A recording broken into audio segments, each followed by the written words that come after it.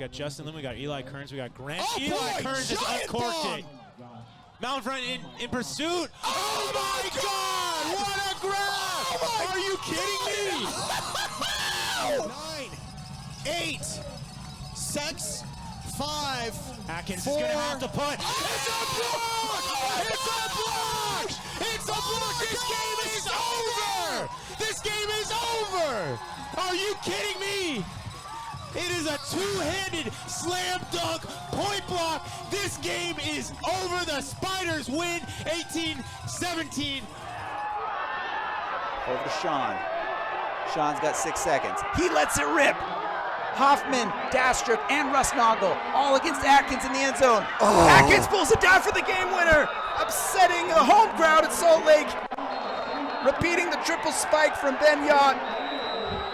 Welcome back. It's Swing Pass. I'm Adam Ruffner. That is Cameron Brock. Chaos season is unfolding within the 2024 UFA schedule, particularly following a pandemonious Week 7 slate of results. The Wild Wild West is here and back again, with Oakland getting an absolutely thrilling victory at home over Colorado on Friday night, and then the Summit turning around and saving their season on the road against the undefeated Salt Lake Shred reigning division champions, playing at Zions Bank Stadium on Saturday night. The Summit coming away at the final buzzer with a 1-goal win there. Elsewhere in the East Division, DC getting their first win over their fierce rivals from New York for the first time since 2021.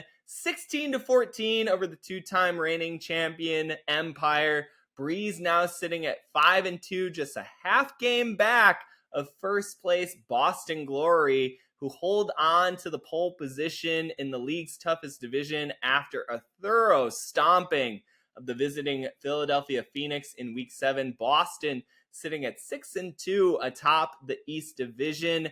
Elsewhere, Seattle, second place Seattle in the West Division, throttling LA by an 11-goal margin. They improved to 5-2, now just sitting a single game back of the Salt Lake Shred. Not exactly where we predicted where this upstart Cascades team would be just 7 weeks into this season, but they've really punched above their weight and seem to be entering more and more into true contender territory. Elsewhere in the league, Atlanta and Carolina getting victories over Austin as the Hustle improved to 4-2. Carolina remains the sole undefeated team in the 2024 calendar at 5-0 now. And Austin, the reigning South Division champion, plummeting to 3-4 now on the season and actually sitting just beneath the Houston Havoc for the third and final playoff spot in the South Division. We'll see if that holds.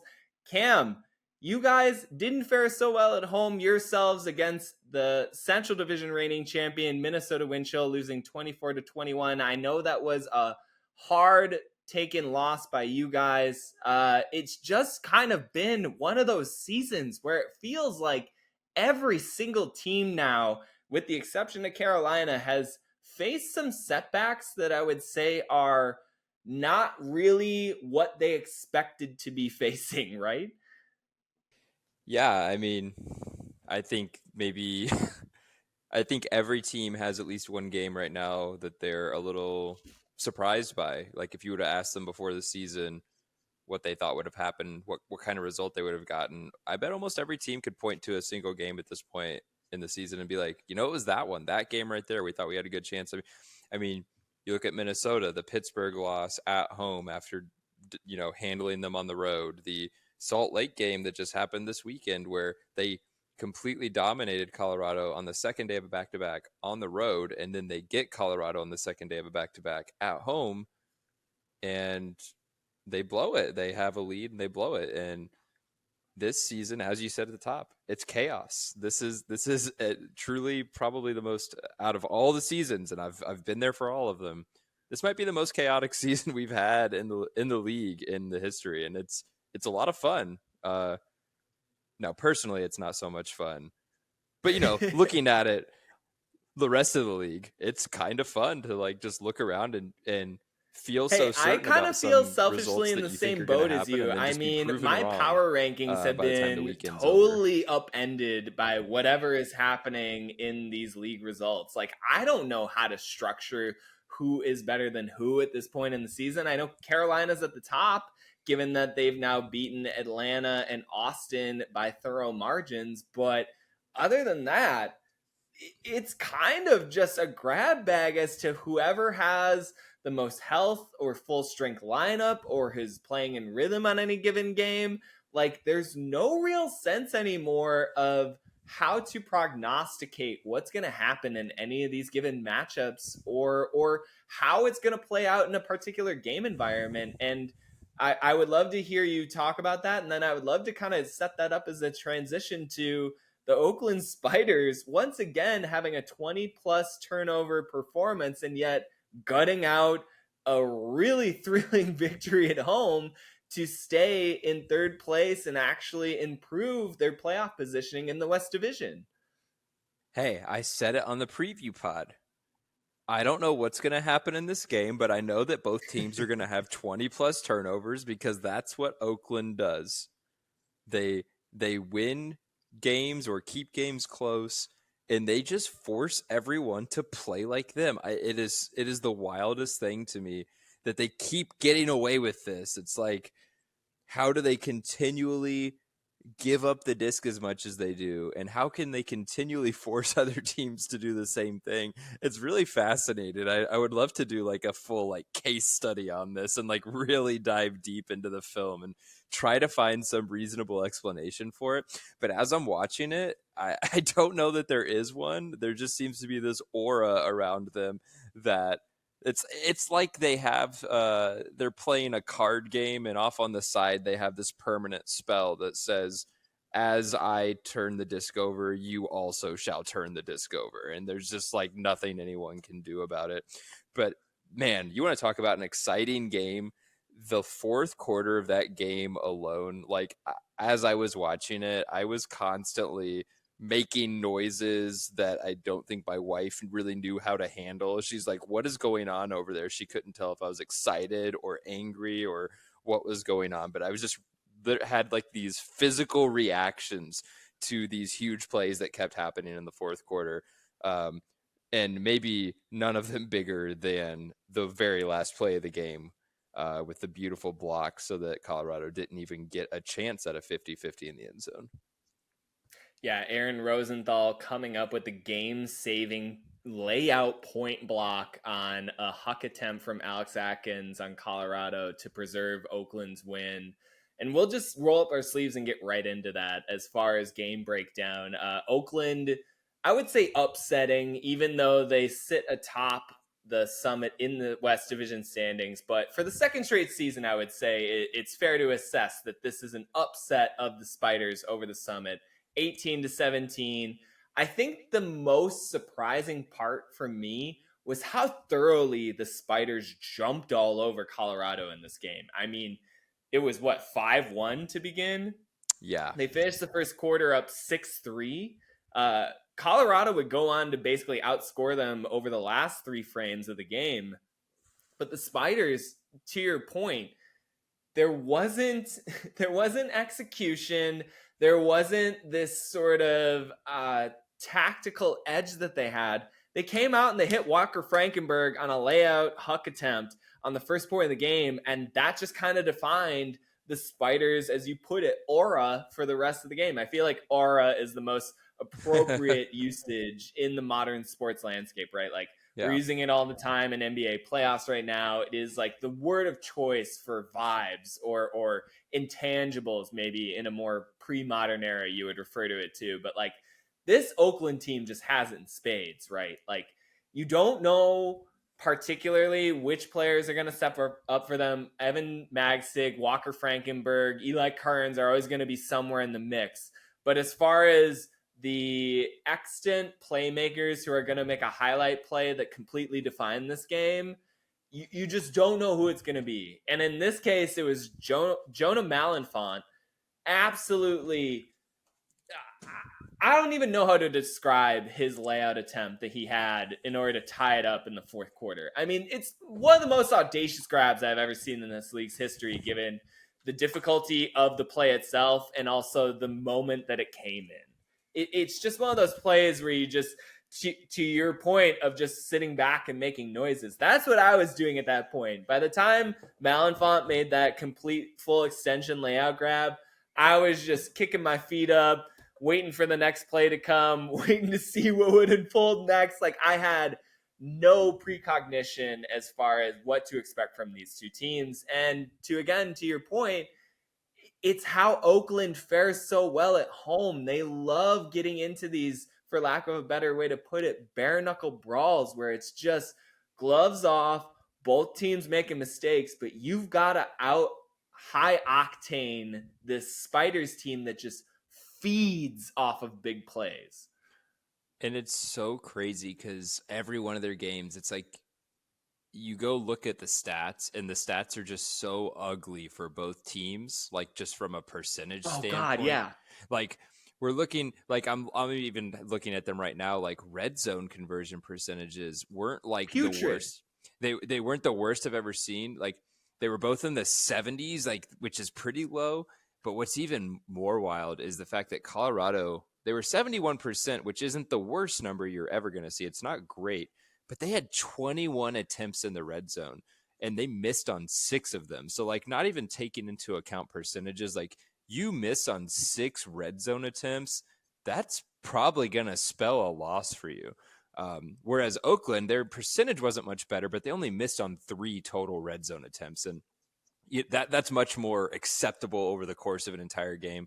And that's really where you saw Colorado struggle. Like they were never able to really just like move the disc easily down the field. So even when they got in that red zone space, Oakland was able to create a lot of difficult looks for them. And that's really what it seemed to come down to is Colorado really didn't have a lot of success in the deep game. They were only 50% on their hucks. They didn't have a lot of success like moving the disc quickly, and they just constantly found themselves in these long possessions where they were forced to make a lot of throws. I mean, they made almost 100 more throws in this game than Oakland did, for comparison's sake. And that's, yeah. I'll just add there, that's a huge disadvantage in the particular game conditions of what was presented at that field. I remember play-by-play commentator for Oakland, Sam Swink, commenting that it was a particularly windy Fremont experience, that he exited his car and he said, "Oh, it's windy." And if you know Bay Area wind at all, that means it's like gale force. That means like if you saw the banners in the background of that Spiders game on Friday night, they were ripping, man. Yeah, it was pretty ridiculous. I remember even texting you at one point, like, what's going on with this wind in Oakland? And they actually brought up the weather like on the side during the stream, and it said it was only 12.5 miles per hour. And I said, that ain't right. There is no way. It looked like the players were about to take flight in their jerseys. The wind was whipping through them so hard. But Oakland, I mean, they handled it better. I mean, it is their home field, and I'm sure, they clearly are pretty used to playing in it.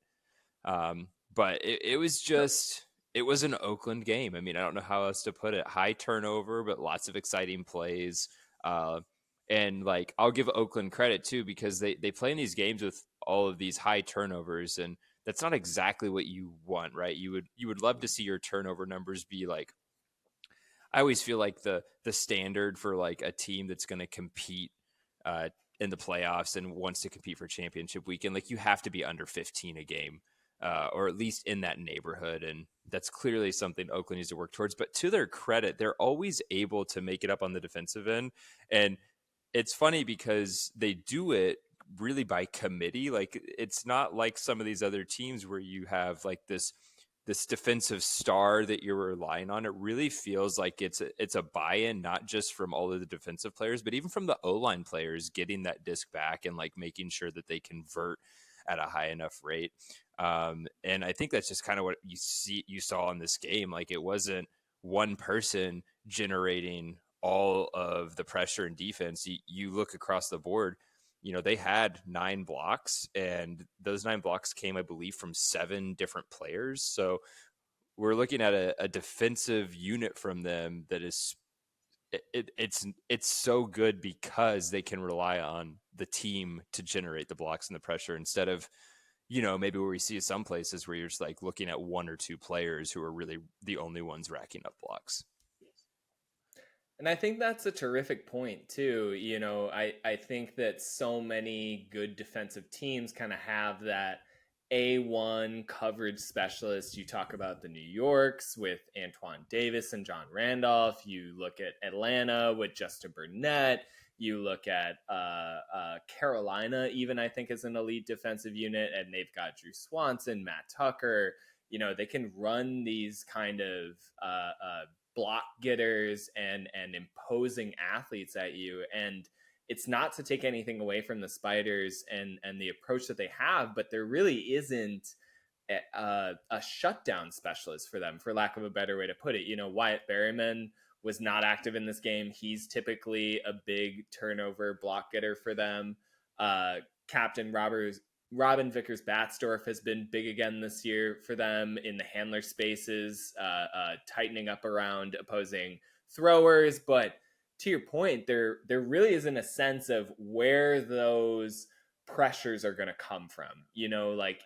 Comparing it to the NFL, they don't have like an edge rush specialist who can really get at the quarterback, so to speak. They kind of do it, like you say, by committee. And I even think it applies to their game clinching block by rookie Aaron Rosenthal, where he was sort of the off position on the mark and was able to fully commit to layout attempt on that huck look from Atkins because the rest of the defense was in position. I feel like it was so emblematic of how this Oakland coverage represents itself, which is that sure, you're not maybe going to anticipate whoever gets the individual block, but we'll get it from someplace. We'll get this pressure. It will be Aaron Rosenthal or Vickers-Batzdorf or Connor Bauman or Wyatt Berryman. Like, again, I'm probably listing a lot of names that most listeners aren't too familiar with, and yet Oakland continues to produce in these moments that really, really matter. And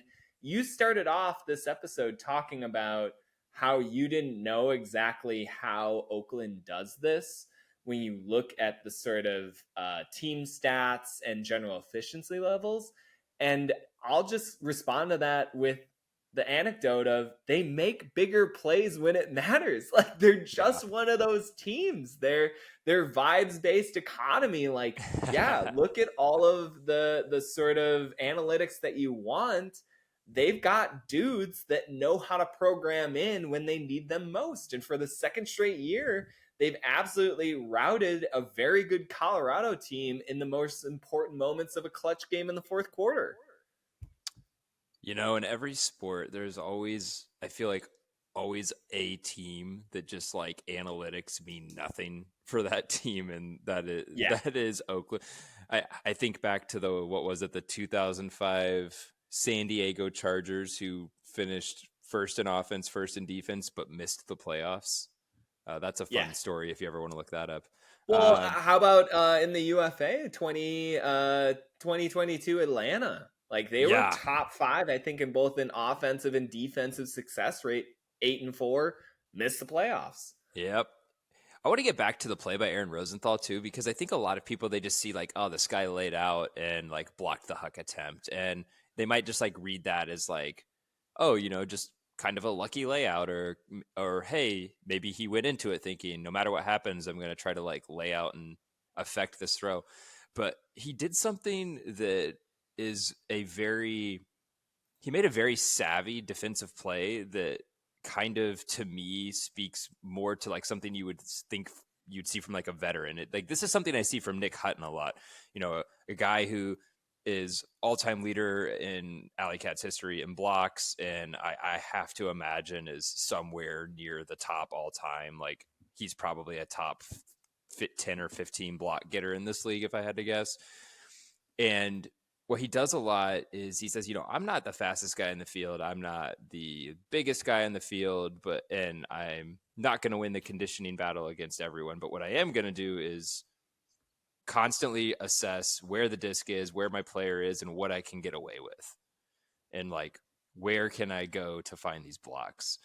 And that's what I saw Aaron Rosenthal did. He was off somewhere else. He was guarding someone else. The disc kind of swung over and he kind of moved with the disc, realizing, I'm assuming realizing his guy was kind of going to be out of the play at that point. And as he was kind of moving to cover up more space, he realized that you can kind of see the moment when he realizes Atkins is going to put this disc up, and he puts his foot in the ground, changes directions, and just goes to the only place where Atkins could possibly get a big throw off, which was to his backhand side, and throws his arms up in the air. And like, that was such a quick decision by him and such a smart play, because I think a lot of people in that situation, what they would have done is they would have said, okay, my guy's out of the equation. I kind of did my job. We forced the disc backward. They're going to get a 50-50. And it probably would have been left at that. 95+% of the players in this league, that's what would have happened. But what he did was he saw the situation and realized, wait, here's an opportunity for me to like still affect this play, even though it's not the guy I'm guarding. So he took that initiative, and it paid off, because who knows, with the guys that Colorado has, we very well could have been looking at a tie game and heading to overtime. But Aaron Rosenthal didn't give him that opportunity. So I just want to shout out. I thought that was an incredibly smart play by him, and a very quick decision he made to make that happen. Also, the immediate celebration was legendary. The just like kicking off of the hat, starting to talk to the Colorado bench. I love that fire, man. Like, he's I believe he's from like Foggy Bottom, DC area youth culture, because I saw a whole bunch of shout outs from some Breeze players and DC affiliated people. And so just kind of speaks to that culture, right? Like, you know it when you see it, you know when you've made the play. I just love when people own that moment, and to see a rookie in Rosenthal just absolutely owning that moment. And even beyond that play, he's been pretty gluey for them as far as a defensive stopper. Like, I don't know that I'm quite ready to elevate him to like first team rookie status, but he's really challenging that notion just for his ability to, like you say, have initiative. And I think that that's such a good word for this Spiders team in the face of maybe where we would rank them in team stats and efficiencies, like we say, kind of using more analytical data to ascertain how good this Spiders team is. It's the initiative, like you say, like it's the fact that, yeah, Walker Frankenberg didn't complete more than 88% of his throws. He also led this game by over 100 yards in total production and had 7 total scores, 2 blocks, to your importance of the toughness of this Oakland team. Like, they just get it done. They've got 2 lines essentially of people who are programmed in really well. And I think that we need to start bringing in how much this veteran impact is having on the Spiders in 2024. You know, they bring in Jason Valley, who was 36 of 38 from the field in an extremely windy game and just provided a lot of resets and stability for the offense in a game in which Eli Kearns was the thrower on the Malenfant layout grab, on one of the best, as I put on Twitter, throw your receiver open throws of the season at a very crucial point in the fourth quarter to rookie, the rookie Lincoln Grench. I was forgetting on his first name for a second, but like, there's this perfect balance a little bit on Oakland's lineups of veterans who know when to take advantage of the opportunity and younger players who are excited to be a part of that moment and don't undervalue their ability to elevate in it, right? Mm-hmm. Yeah, I mean, they're set up in such a good place to make the playoffs now too. We I mean, we haven't even talked about LA losing to Portland and then tumbling to 1-5. It really looks like, with all the chaos out west, it really has come down to where there's 3 teams that are pretty clearly the favorite to make the playoffs right now, and the 4th one is Colorado. And Colorado's like, we'll get to their big win in Salt Lake here in a second, I'm sure. They're still in very dangerous territory. after only going 1-1 this weekend. Had they gone 0-2, I basically would have just said, at that point, it really might have just been, the door's already closed. The door is still open, but it's almost closed still. This is becoming a very contentious West, and I know I said it last week. I just can't believe that at this point in the season, I'm already thinking, man, is Colorado going to miss the playoffs? But, they showed a lot of fight in Salt Lake on Saturday night. So if they can put that fight up the rest of the season, they might be able to find a way to make it. Yeah, I was going to pull my Lee Corso and say not quite so fast, my friend, on that Colorado being eliminated claim. Because I had 2 points, because you mentioned Nick Hutton, and I wanted to confirm he's 8th all-time in blocks. He just moved ahead of Goose Helton this past week. He's at 153 all-time in his career. So definitely one of the most turnover-prone defenders. I don't think that's the right way to put it, but turnover-generating defenders in this league's history, and somebody who clearly has a sense of how to affect an opposing offense when it matters most. But to your point, we should transition into Saturday night's affair, because again, Colorado comes off of this intensely emotional loss too. Like, they really put themselves out in that game. I mean, Jonathan Nethercutt and Alex Atkins completed 115 throws between the two of them. Rookies Thoresen and Min Fink were perfect from the field in Oakland. They also completed almost 100 throws between the two of them without committing a turnover. Like, this was an otherwise pretty impressive road performance for the Summit, and yet they come up short. They fall to 1-3, and then they've got to go on the road the next night and face their closest rivals, the team that is looking to punch them out of the postseason in the Salt Lake Shred, who come into this matchup 6-0, one of the 2 undefeated teams at the time alongside Carolina. And the Shred pounced all over Colorado at the beginning of this game. I remember I messaged you before the game happens. I mentioned it to a couple other people. I was worried about the Summit heading into this game. I was worried about Salt Lake just I mentioned it in the preview pod last week. Like, I was worried about the home crowd effect and them just being able to rally. And sure enough, this game just starts out with the Shred punching right down on the Summit looking a little fatigued after having to travel, having come off of a 4-quarter battle the night before.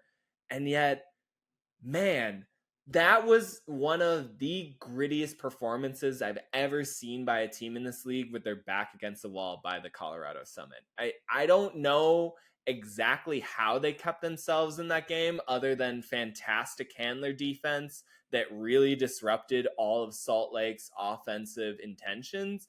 But aside from that, Colorado has 15 turns. They're 8 of 11 on defensive conversion. They're 15 of 18 on red zone opportunities, both of those numbers being the best for the Summit so far in 2022. So really efficient numbers knowing the moment.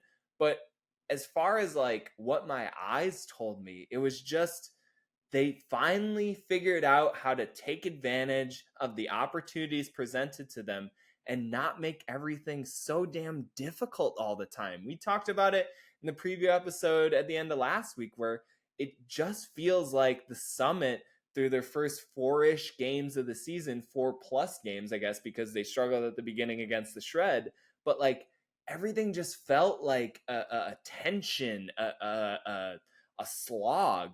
And then somewhere in the middle of this Salt Lake game, they just owned it and started to play within that, and it worked so well for them.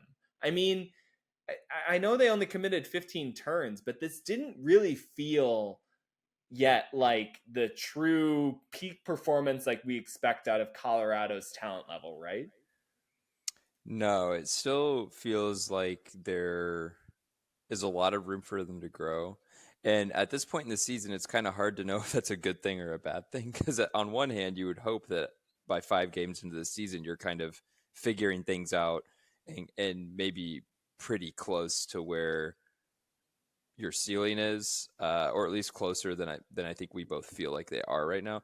On the other hand, you can look at it as we're still alive in the playoff hunt, and we still know that there's lots of room for us to grow. And if we do grow, then, we're going to be a problem.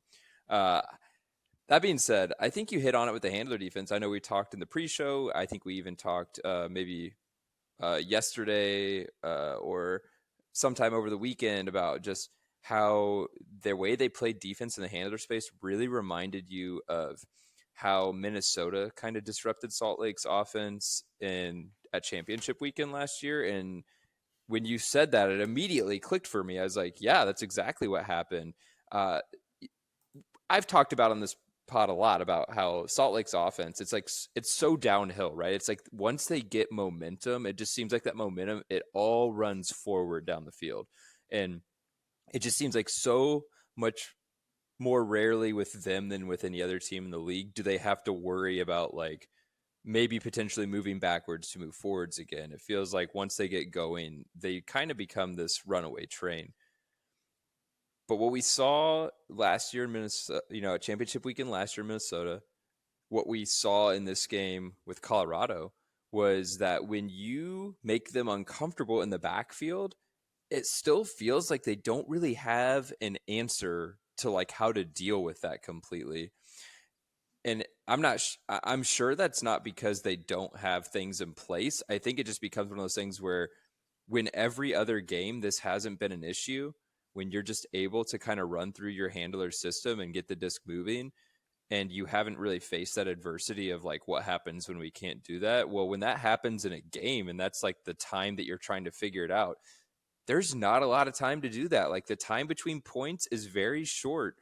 There's not a lot of time to like whiteboard and like make in-game adjustments unless you're making them at halftime. There's literally just not the time. So what ends up happening and what it looked like happening is they kind of ran into these troubles and then they just weren't able to like troubleshoot and solve them fast enough. And Colorado just kept amping up the pressure, and you could just see visibly how uncomfortable all of the handlers were for Salt Lake, and things just kind of started falling apart. And it's easy to like look at Salt Lake and say they fell apart, but I think the credit really has to go to Colorado because Salt Lake wasn't falling apart just on their own. They were doing it because of the great pressure that Colorado was putting in the backfield.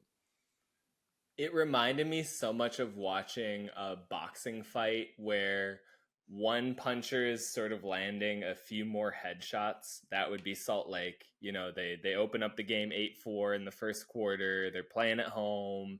They're getting some big break opportunities in transition, connecting on some hucks. But Colorado was just committed to landing body blows throughout this game. And you could just see it throughout some of the various little moments. There was a time in the first half where Salt Lake was starting to stutter at midfield, and uncharacteristically, Bryce Merrill just called a timeout while his offense was on the field to get them back into rhythm. That is not how the Shred team utilizes timeouts. You get 2 per half, and this team is absolutely disciplined in using that to spell offense on when they have a break opportunity, or to use it in a very specific moment to calm themselves down. And this just felt like a little bit of panic button at a time when they were up in the game. And again, that was in like the second quarter. And so as the game progressed on, it felt like, oh yeah, Salt Lake's in front, but they're sort of losing their feet beneath them. Much like, again, a boxer who's sort of having their breath taken away by a lot of body blows. And then in that fourth quarter, Salt Lake entered with a 4-goal lead. Colorado won the fourth quarter 7-2. That I know that you said that it is more representative of Colorado's successes, and I absolutely agree with you. I think that the majority of credit is on the Summit side and their ability to commit to flushing out Salt Lake's handlers from the backfield, to giving them a little bit more athleticism and make them mobilize a little bit more. They really got into Salt Lake's head with isolating their throwers in the backfield. But also on the Shred side, this is a collapse. Like, this is the definition of a collapse, particularly when it happens at home. And it's just not something that I think I expected from the 2024 version of Salt Lake. Like, it kind of felt like entering into this game, they were impervious to this sort of result. And yet now we sit here with the reality of it. And it really contributes to my idea of the chaos season. Like, it's not even in the sense of the results themselves or the wins and losses. It's the identities of these teams and what we think that they're capable of. Again, this Colorado Summit team looked dead in the water coming off of their Oakland loss.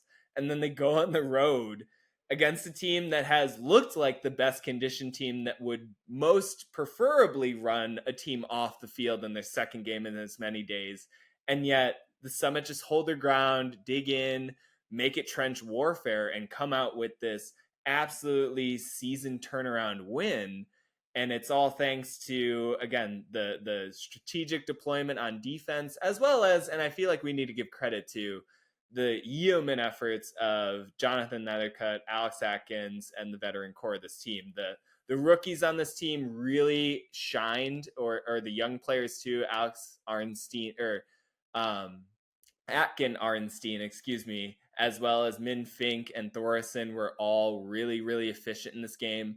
But I mean, you look at the moments. It's Nethercutt opening up the entire vertical dimension of the field almost immediately with a standstill huck on one of Colorado's first offensive possessions. And then it's Alex Atkins playing both ways on the second day of a back-to-back, still completing an absolutely ridiculous amount of throws. It wasn't necessarily efficient, but when he comes up with the game-clinching interception, does the triple spike, and then jogs off the field to just sort of end it definitively. I mean, who else are you really going to give the star performance to in that game other than Atkins? And good for him, because he's had some rough performances this year so far, you know, notably the first Salt Lake game, and had some issues. I think he had four turnovers in the Oakland game. Then again, in an Oakland game, I guess just about everyone on both teams has 4 turnovers, so maybe I shouldn't hold that against him. But I mean, I don't know for you when the moment was when you were watching, when you realized, oh wow, like Colorado's going to do this, or maybe you thought on the opposite end of the spectrum, oh no, Salt Lake is going to lose this. But for me, it was maybe the most questionable throw I've ever seen from Jordan Kerr, where he looked like he wanted to throw a flick huck, kind of pulled it back, and waited what felt like an eternity. It was probably only about a half second to a second, and then ripped a backhand huck that had to have been 30 plus feet in the air. Just such an uncharacteristic look from him. Everything from him always seems to be quick decisions on a line, like the disc is barely getting more than like 10 to 15 feet off the ground. And he just sailed this backhand huck pretty early in the stall count. And I think at that point, their lead had been trimmed to 2. And it just felt like in that moment, I was like, I just saw the best player on a team that we think might be the best team make one of the worst throwing decisions I've seen all weekend.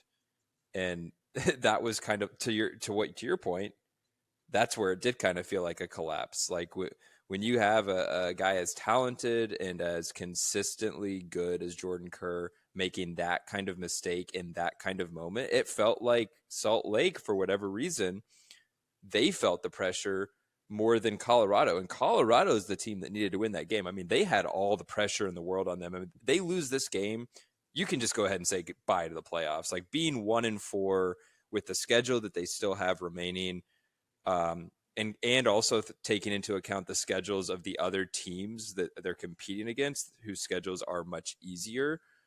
I mean, the playoffs would have been pretty much gone. But it didn't feel that way. It felt like Colorado went out there with something to prove. And the pressure that they had, it made them stronger.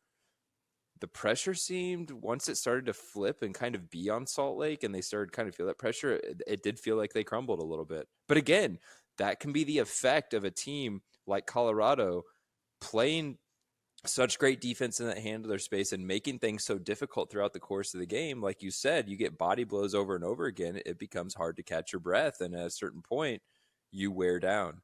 And you called it. I mean, you said, you know, they had to use a timeout on offense, a timeout in a way that they don't typically use it, because they just needed to reset and they needed to catch their breath. And Colorado did that to them. So kudos to to the summit. Glad to see some fight in them, because in some of their other games this season that they've lost, it's looked like when they've gotten down, the fight has left them, and it didn't happen in this one.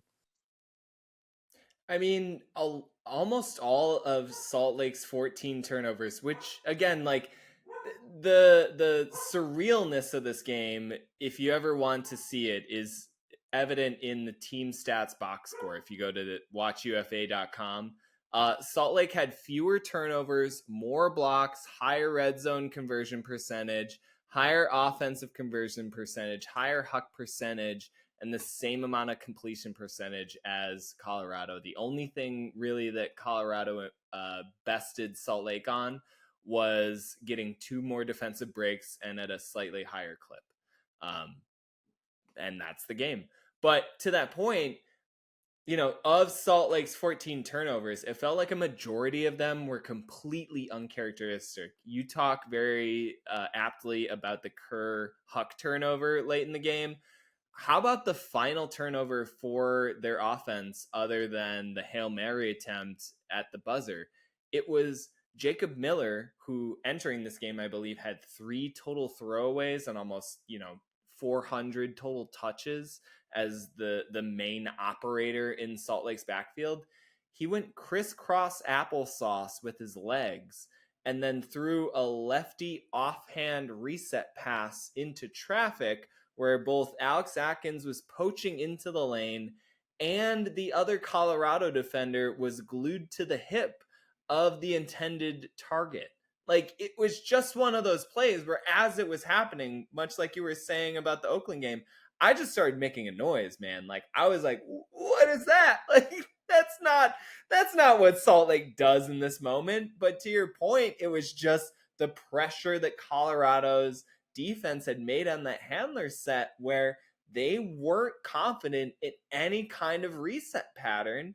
So they were just going to kind of sporadically take whatever was available. So sure, offhand, late fourth quarter decision. Oh no, it's a turnover. And now in transition, Alex Atkins hits Nick Snuzka, and the Summit, out of seemingly thin air, recapture the lead with under a minute to go on the game clock.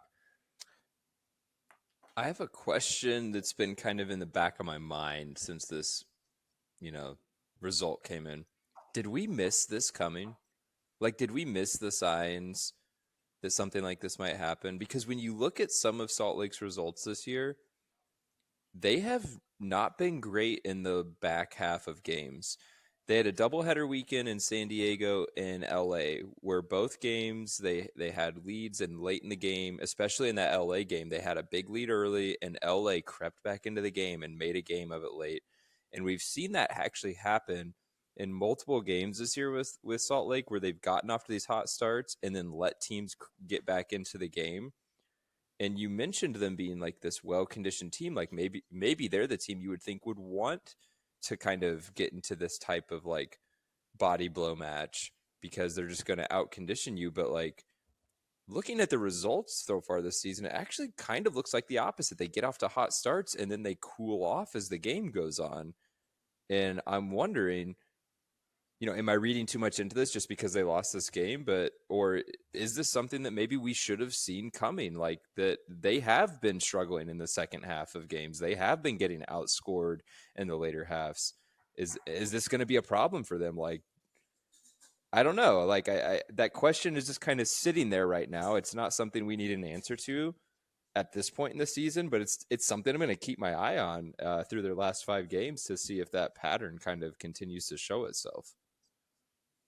Yeah, and I think dovetailing off of that, I'll ask, can they have somebody other than Jordan Kerr, or who is absent in this game, Grant Lindsley, step up for them in these clutch moments? They're so team-oriented that I feel like in these pressure cooker environments, it kind of cuts both ways for them, where they can either have sort of the overwhelming, the D-line is just running it down your throat, like they're able to just kind of get in transition and really blow this game open.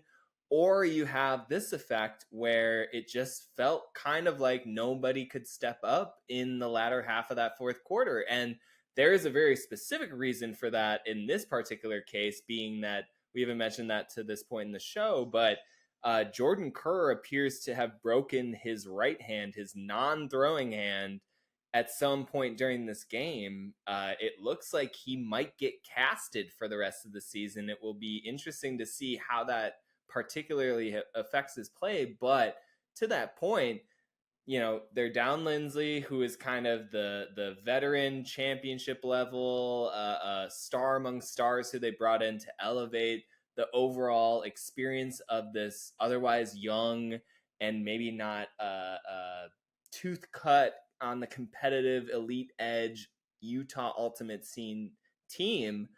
And with Kerr being a little bit damaged and then Lindsley being out, there just wasn't really somebody else to stem Colorado's comeback. You're right. They do this whole team-wide approach, but I think Frisbee is no different than any other sport. When you get into big games, you need your big-time players to be big-time players. The team-wide approach is a great thing throughout most of the regular season, especially when you're playing teams who just aren't as talented as you, where you can rely on everyone to chip in. But when you're in these big matchups where you're facing your rivals, you're facing another top team in the league, those guys do need to step up and kind of take control. And I mean, we've seen this with New York, right? Like, we talk so much about how deep they were over their championship runs. Like, it wasn't just their stars, it was like everyone. But then what happens when they get to championship weekend? We see championship weekend Jack Williams come out. We see Ryan Osgar, or in any of their playoff performances, right? Like, all of their highlights from the past several years have been their biggest stars making their best plays in the most important moments. And you see it in other situations. I'm not going to put anyone on blast right now, but we've seen in other situations on other teams, like the players who are the most noteworthy players in those teams not showing up in those big moments, and their teams lose. And I'm sure anyone listening can think of any number of players that this might apply to, because I have 3 or 4 that come straight to my head just when we're talking about the history of the UFA, who have been big time players in this league who kind of disappear in the playoffs. And, that's because you need your big time players to be big time players when it matters most. And in this game, like you mentioned, down Grant Lindsley and Jordan Kerr not making his best, not having his best fourth quarter against a because Colorado he was team. injured. Well, did he injure his brain? Is that why he threw that terrible huck? I mean, that's not an injury problem. That's a fatigue, a pressure. It's a desperation throw. It's a desperation throw in a game where you're still up 2, right? But like, we talked about that. They played like they were losing. Like, they played like and that was what was crazy. Even like, kind of after that initial first quarter burst where they got their padding, they felt like, just watching, like, aesthetically, like they were playing behind. I think that's a really important observation for this game, because I think you're right on the nail there. I think that's what pressure does, right? Like, sometimes, and I've been in these games, like, sometimes you're up, but because it almost can be a false positive sometimes, like we've all played, in these games. It doesn't even have to be Frisbee. It could be basketball. It could be soccer. It could be whatever. If you've played any sports for any amount of time, you've probably been in a game before where you were winning, but like, it felt like the way you got there was so hard, so arduous. Like, I have points all the time where we score and I come off feeling very unsatisfied because the point wasn't clean, or like it felt like a lot of our offense was disrupted, or that we made poor decisions, but we just happened to get a positive result out of it. And when that happens over the course of a game repeatedly, it can feel sometimes like all these false positives you can almost forget that you're still ending up with positive results. Like, things are still working out, even if it's not necessarily the way you would hope that it would work out. And that can get to you. I mean, you can get to a place where you're up and feel like you're down. And I mean, I thought after the second quarter where Colorado punched back, I kind of wondered like how Salt Lake was going to respond to that. But then they punched back in the third and, upped their, like you mentioned, upped their lead back to 4 goals going into the fourth quarter. And I thought like, okay, they stabilized, they rebounded, and then it all fell apart. I feel like we're kind of talking in circles at this point. I'll be curious to see like what this does for Salt Lake moving forward. Does it galvanize them, or do we maybe start to see some more cracks? I mean, it'll be hard. Jordan Kerr, even if he's playing in a cast, right, that does, even though it's his non-throwing hand, that affects you a lot, right? Clap catching becomes a lot more tricky when you have, one hand basically like a club. So it's like, it's good that it's not his throwing hand. I mean, that's a plus. If it's going to be one of your hands, you'd rather it be that one. But so other people are going to have to step up. Like, they're going to have to find someone to take some of the load off of Jordan Kerr, because it's not going to be quite the same, no matter how great he is, as it's been up to this point. He's gonna have to find somebody else to offload some of that workload. The other big absence that I feel like I have to bring up, who suddenly went missing in the middle part of the season, Will Selfridge. That was the kind of galvanizing rod as well as producer that just sort of smoothed out so many of these edges for Salt Lake's offense that, again, operates as kind of a Swiss watch. Like, when it's not operating in perfect harmony, it can fall into a kind of static level that can be really frustrating for that team. To your point, when it's not going the way that you anticipate for these high expectation units, it can really cut both ways. But looking forward for both these team schedules. Salt Lake gets a week off in week 8, and then we'll host LA on June 21st in preparation for their big June 29th meeting at New York in a Super Series battle. And there's really no rest for the Wicked in Colorado. They're 2-3, and now this upcoming weekend, they come here to Madison to face the Radicals on Friday night. I know the Radicals are sitting at 4-2. It's a little bit of a Potemkin 4-2. Not quite truthful, I feel like, of where that team stands. But then the following night, they've got to go take on the reigning Central Division champions in Minnesota in the wind chill in a very tough Seafoam Stadium environment. So once again, the Summit have their season basically on the line in another tough 2-game road trip, and now against 2 interdivisional opponents. But we need to move on from that. I want to talk about New York at DC. Again, reigning champion New York, coming off of a 31-game winning streak, are now sitting at 4-3 after their setback in DC. Breeze now at 5-2, a decided level above the Empire for the first time since it feels like 2018 for these two teams. DC only commits 12 turnovers in this game, but I feel like the more important statistic is the Empire defense only going 2 of 9 on their defensive break opportunities. There was that big bookends layout block and then transition score for Antoine Davis in the first half, and that was kind of it from the Empire defense. They were down a few notable starters as far as Josue Aloro, the Dross brothers. They spelled John Randolph on offense a lot in this game, and it just felt like, Breton Tan was the other name that I meant to mention as far as an absence for this starting New York defense. And Elliot Shartok was out on offense, right? Huh? Wasn't Elliot Shartok out on offense as well? Elliot Shartok was on offense. Sorry, I was only talking in terms of defense at this point. But just because this 2 of 9 defensive break success rate for the Empire defense, I would have to go back and just look a second, but that feels like one of the lowest rates for them over the past few seasons. Well, they were 1 of 5 against Atlanta. Remember, they converted that one throwaway break in the fourth quarter, so that would be their absolute nadir. But other than that, I'm starting to have questions about this New York defense, which is the specific part that I felt like I was most sure of heading into 2024, given their roster tumult heading into the season. Yeah, I know we've talked about this before, but I think it is one of those things where like the offense affects the defense, and it really did feel like, in hindsight now, looking back at the but hold two on. undefeated teams. No, I know, no. They just to complicate it for a second. Okay, complicate away.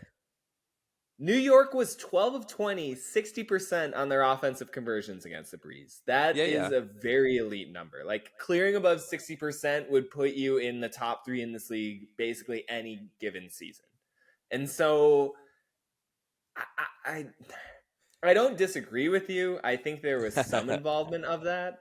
It's just so out of character for New York's defense to have these kind of toothless games. When you have to take, John Randolph away, who is one of the best defenders in the entire league, I mean, that's certainly going to, and also obviously a very, like, maybe their best person on a turn defensively as well, like, which is why he's over on offense, right? Like, so you take away like the best part of your counterattack and also one of your better defenders. Like, this is what happens, right? Like, it's the same thing we talked about in Colorado with Cody Spicer missing and how their counterattack,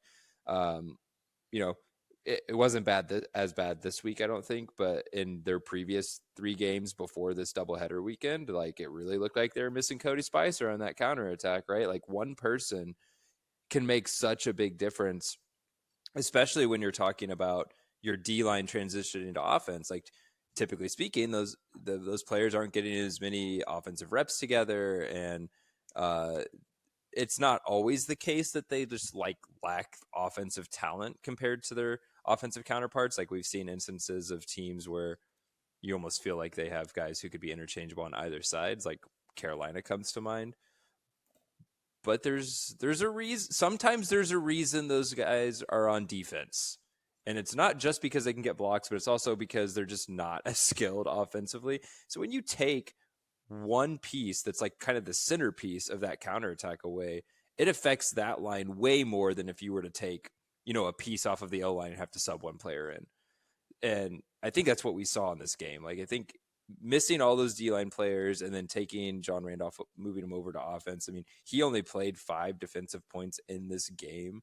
And I almost wonder, I'd have to go back and watch the film, obviously, or like dig through it. But I also wonder, like, how many of those defensive points he played were actually times where he got subbed onto the field after a timeout was called and was actually out there just playing offense. But that's huge. I mean, they were missing all these defensive starters too. Like, they signed Kenny Taylor, right? Who has been a really good player in Atlanta, but like, he's got no reps with them. Right? Like, they needed people so badly that they signed somebody who's never played a game with them before to come off the street and try to come help. And, when you're in that kind of situation, it's not overly shocking that you're only converting 2 out of 9 of your break opportunities. Honestly, like, the fact that they generated 9 break opportunities against a DC offense that we know can be very stingy with the disc and doesn't turn it over a lot, like, to me, is kind of a positive sign. At least they were able to generate those opportunities, because not every team does that against this DC Breeze offense.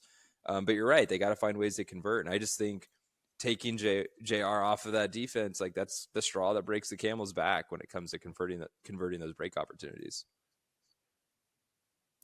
Yeah, and, DC entered this game as the most successful offensive unit, so I think your point about New York getting some kind of pressure is apt. It's just, when you can't convert on it, there's so many questions. And to your point about the Kenny Taylor signing as well as the Tristan Yarder signing, we've sort of been explaining this canary in the coal mine a little bit with New York over the past season and a half, even dating back to when Daniel Cohen was on the show of, they're one of the older teams. They don't really internally develop. They sign in new stars. They're kind of the Los Angeles Lakers of the UFA. They don't bring up players into their system so much as plug in elements and expect them to perform in their given roles. And you could just kind of see in this particular matchup the limitations of that kind of I want to call it front office strategy, because to me, this felt like a game where New York would have really benefited from giving a little bit more trust into the players that they're trying to develop internally. Like, to bring in outside talent against your divisional rival who's going to be absolutely looking to take you down in this particular matchup when they're hosting you at home. That's when you want to rely on the internal mechanisms of what you've been building up in your organization. But New York has just kind of hired out that talent for the last few seasons. And against a DC team that is continually building off of internal growth, internal development, building up out of what they've recruited on the past couple of seasons. I mean, this is what the project of DC has been, even stretching back to 2019 when it felt like they were going to have a downturn year. And then they come in with AJ Merriman and this great rookie class to bolster up Rowan McDonald and everything. Like, DC has kind of taken the absolute opposite approach in New York. And that played out in this game where they just were able to grind out so many more possessions despite not necessarily having the most stellar performance. I mean, you know, New York converts on 60% of their offensive possessions. DC only converted on 50%, but they were a little bit more tidy on their defensive opportunities. And they just, to your point, didn't really give the disc away that much and never really felt like, in kind of contrast to how we were just talking about how Colorado got to Salt Lake's backfield, that never felt like the case with New York and DC. Sure, New York was able to get a couple of Antoine swats and some pressure in a particular situation, but I never really felt like they were consternating the DC backfield. Yeah, and to your point, like, I kind of want to actually like illustrate this. You mentioned all of this talent that they have and how it's not really developed internally. Like, I'm going to go down their roster right now, like just the 20 players that they had on the field today. How many of those players are came in from outside New York? Ben Yacht, import from Minnesota. John Randolph, I mean, he played in Seattle, but then he went to college. We'll say that he's a New York guy for all intents and purposes. Didn't Weinberg, wasn't he Minnesota as well? Haberfield, through Atlanta from New Zealand. We got Marquez Brownlee, former Philadelphia player. Like, these guys, Antoine Davis, like from out west and then to Atlanta and then to New York. Like, you're right, like all these names, right? They're people coming in from out. They've established themselves as names somewhere else, and then they come here. Jack Williams, right, from Carolina. How did I forget Jack Williams? Charles Weinberg, even. He played on Minnesota and was the similar sort of effective continuation cutter for them that he is. I know he hasn't played this year, but Ryan Osgar, by way of Minnesota, right? Like Ethan Fortin is even a Philadelphia cast-off. So it's like, you're right. They're people who come from other places, end up in New York, and then there isn't that development. Yeah, and this is where it starts to catch up to you when some of these guys step away. Jeff Babbitt moves away. Ryan Osgar decides he, needs some time off, and they don't have anyone to come in to replace them because the plan has been to ride the stars and to like recruit more stars when necessary. And I don't want to be too hard on them. They're 4-3, and their 3 losses are to Boston, who is currently at top of that division, Atlanta, who looks really good, and to a DC team that we all know is really good. So yeah, they're 4-3. They're not the Empire of the last couple of years, but their 3 losses, especially the one to Boston and the one to DC, those are close games. They're in the games. It's not like they're getting blown out. They did kind of get blown out down in Atlanta, but they've made a lot of changes since then offensively that have definitely made them look better.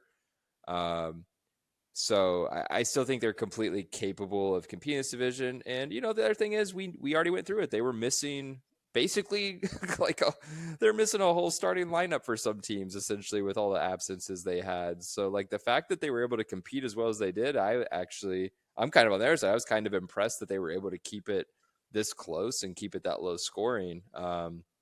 Antoine Davis, had a big day. I think he had 3 blocks, right? Like that's he showed up for this one, and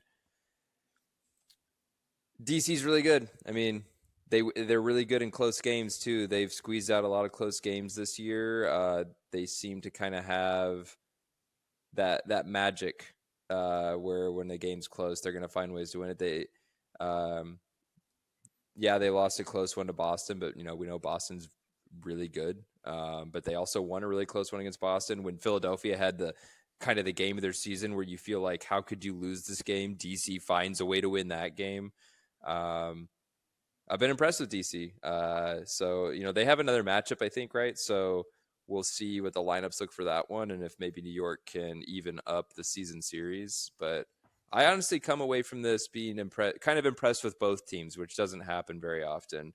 Impressed that DC is able to hold off and kind of finally get that monkey off their back of winning a game against New York, and impressed with New York despite all their absences of like keeping this competitive and putting up a good fight. So I mean, it was really just the third quarter where it kind of got away from every quarter before that was within a goal or tied. That was the one quarter they lost by 2 goals, and that's where it bit them.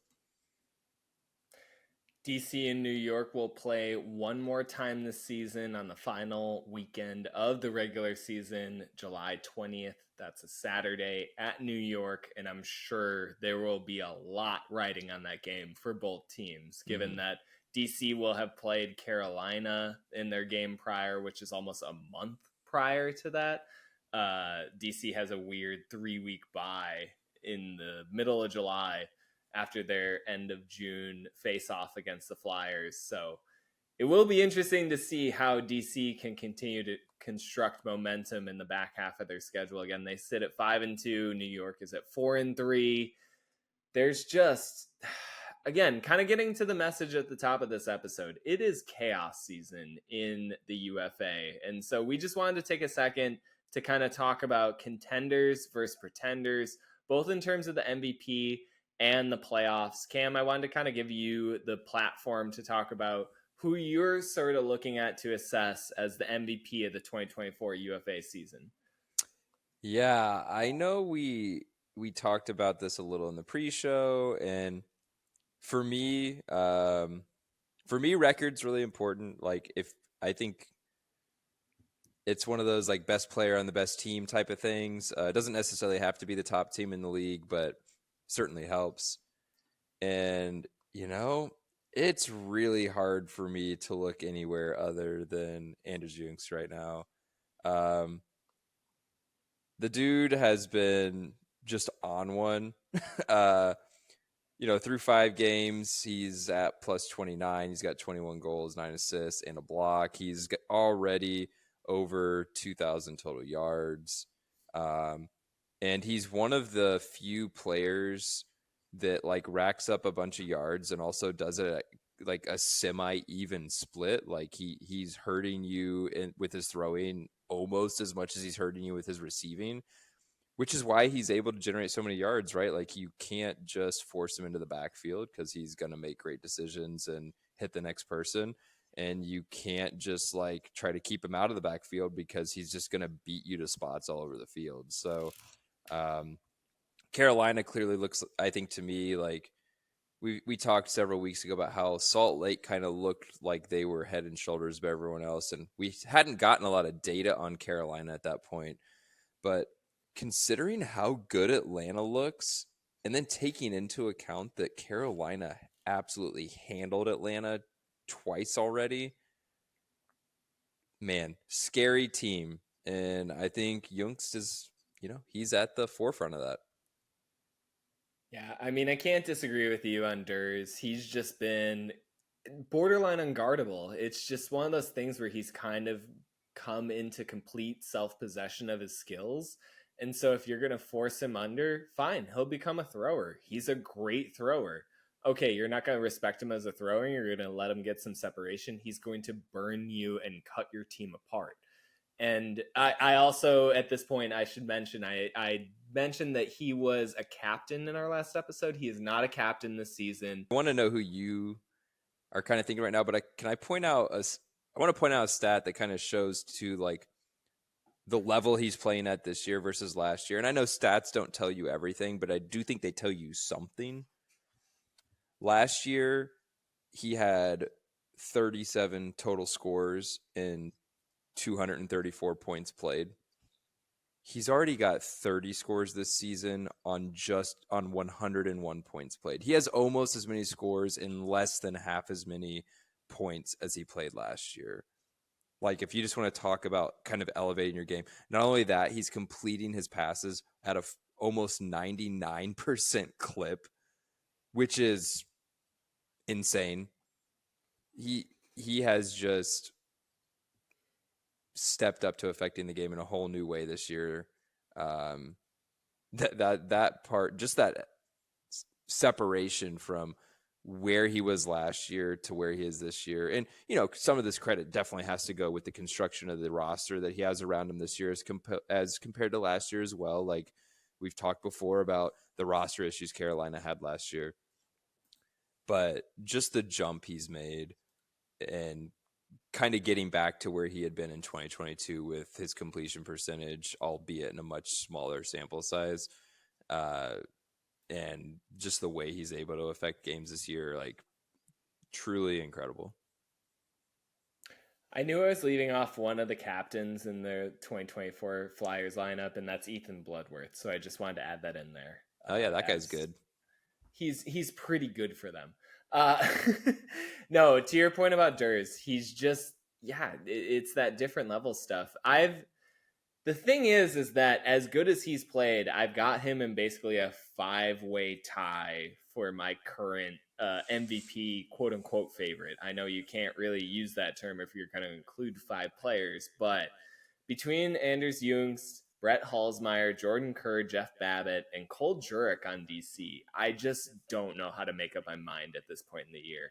I feel like all of those guys have really circled the V in MVP, where how you break down each of those teams' successes comes back to the individual performances of those players. You talk about the Flyers and sort of the efficiency and the ability to get into looks that is so emblemized by Durs. You talk about Atlanta and their big play potential and their kind of ceiling and ability to show the vulnerability of New York, to kind of take Colorado in altitude and just dominate them in a big boy way that I don't think we see the Summit being handled in that way many times. Like, it is emblematic of how Halsmeyer is playing offense right now. I mean, to the point that we've been making on the show for the past couple weeks, he's a big guy averaging, 25 plus completions per game at a basically 98% clip, while also scoring 6+ times a game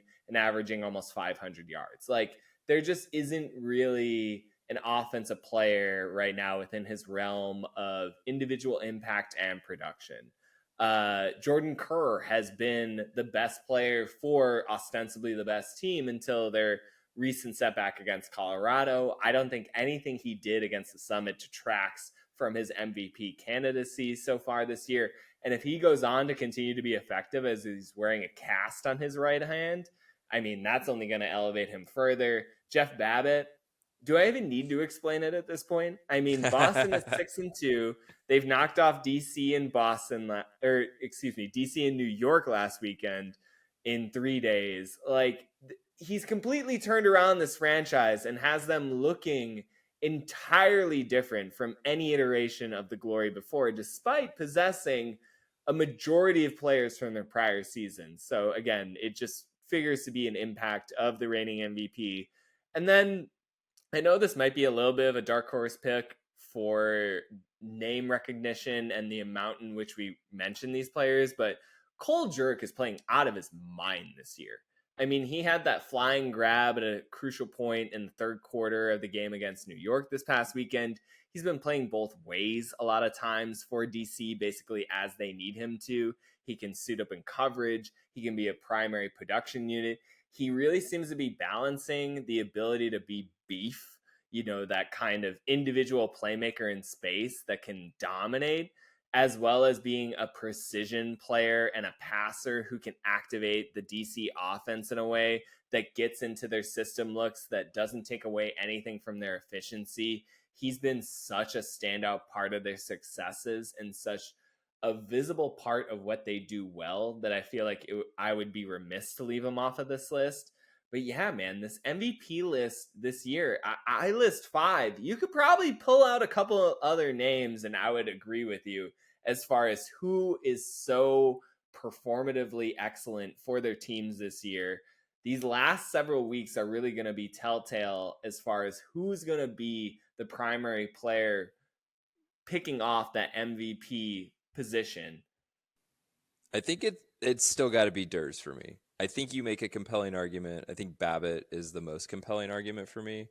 For some of the reasons you mentioned, like just like changing the culture of Boston, like taking that team from, a team that was fighting for a playoff spot to a team that looks to be the favorite to take the top playoff spot in that division. That's quite the jump. His stats aren't as eye-popping as they were last year or maybe even the year before, but the level of all of his teammates has risen. Like Simon Carapella is leading the league in receiving yards right now, I believe. All of these things, all these other performances you're seeing from his teammates, like a lot of that is him coming in and affecting everything. That being said, I still think Carolina looks like the best team in the league. Durs is playing out of his mind. And I think I give the slight edge to him for that reason. But we still have half the season left. So ask me again in, 6 weeks. No, I'm going to ask you again this next week, and then the week after, and then the week after that. So I hope you're prepared. If I've got to choose one, there's no real wrong one as far as I'm concerned of the 5 that I brought up a moment ago. But as good as Junks has been, I've got to go with Babbitt, man. I know it's kind of weird to go for a second straight year of somebody who hasn't completed a huck, but I mean, there's no denying his impact, right? Like, you just look at what this dude has done the past 2 seasons. You look at both of how Boston has improved to the points that you were making, and then you also look at how New York has lost a little bit of their luster and their, again, just Avengers level ability to beat you in the moments that they want to beat you. That feels like an artifact of losing Babbitt. Like, they just didn't have that extra oomph against DC this past weekend that he absolutely provided in the same matchup last year when they faced the Breeze in DC. I mean, that was his basically MVP candidacy coming out party. So to me, it again comes down to that V in the MVP, that value. And there's been no one more valuable in this league this year demonstrably than Jeff Babbitt. You can point to the lack of throwing numbers and any other kind of limitations that he might have in terms of an overall arsenal, but there's no denying what the man does on the field. And the thing that makes him like a really compelling case is you mentioned like, the same guy 2 years in a row. A lot of times that doesn't happen, right? It's because it becomes kind of a narrative award sometimes, like, like this really intriguing thing's happening with this player.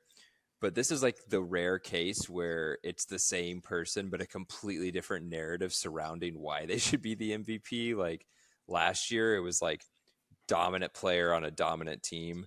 And now this year, completely different situation, right? It's like still a dominant player, but it looks very different. It's not like these super high goal scoring numbers. He's dominating in different ways and like raising the level of a team who needed someone to come in and raise their level. Like they needed something to kind of galvanize everybody and push each player to new heights, which I think is what is happening. So kind of an interesting situation having the same player, but completely different reasons for why you would vote for them for MVP, which is really cool. Like I love it's really cool to see a player that we've seen develop. He was this defensive force who developed into an offensive force who is now like we're seeing his like leadership and like just like kind of a term we used earlier, his aura almost that he brings with him to Boston of winning. And it's cool to see like all these different iterations of Jeff Babbitt, and this one's been a lot of fun. This one's pretty cool. I'm really like on the list of things that I'm looking forward to having an answer to at the end of the season. One of them near the top is like, how far can like Babbitt and Katz and, you know, some people who return to the team, like how far can these new pieces that Boston added, obviously Babbitt being the headliner, push them in just one season? Like how much better are they going to finish this year?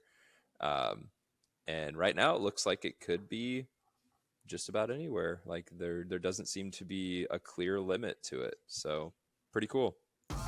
I mean, it's chaos season, baby. We've got like 8 teams in contention for a title right now, if not swelling up to double digits. Like, I have no sense of really who's going to come out on top at this point.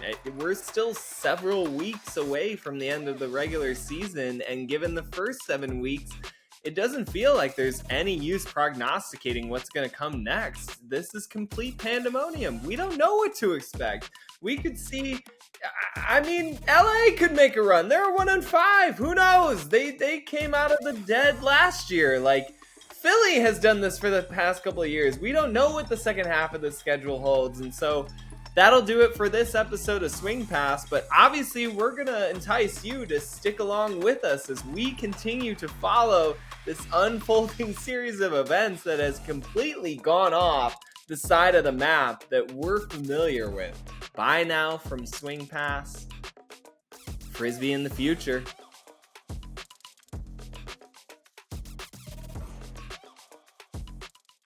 And a 25-15 rout tonight as Colorado crushes the wind chill. I think it was a wake-up call for us. It was a learning opportunity, and obviously we responded in a big way. Dunavile's there, but Vanoka skies him and shows it off. I'm proud of how we came out the gate, starting with energy and finishing it through the whole game. Matty Jackson leaping into the end zone. Colorado is cruising right now. This is real competition from out of state, real competition from out of division.